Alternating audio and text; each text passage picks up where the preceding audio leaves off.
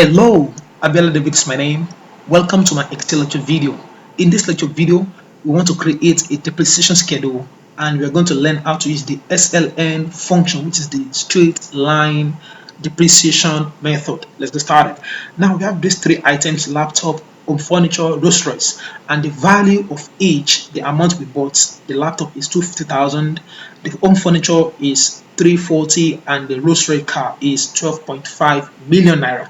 So after 10 years period, we expected to sell at the salvage value of 70,000 for laptop, 120 and 6 million for home furniture and Rolls Royce car respectively. Now these are the dates they were all purchased in the month of September 2018.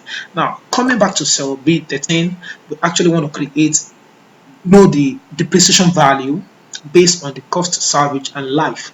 So I'm going to put equal sign SLN. So the SLN returns the straight line depreciation of an asset for one period. So my tab key, my cost is cell B5, and my salvage is C5, and of course my year. So I'm going to fix this all in absolute so that when I copy across, the formula does not break.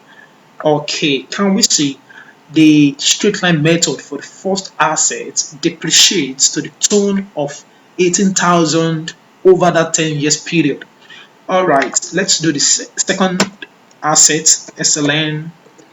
Okay, the cost is this, salvage, and the life.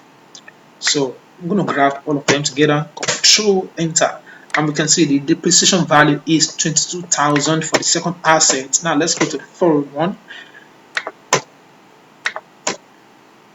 Then of course remember to fix before Control Enter. Alright, so we can see that the third asset depreciation value is 650,000 over that 10 years period. Thank you for watching my video. Bye for now.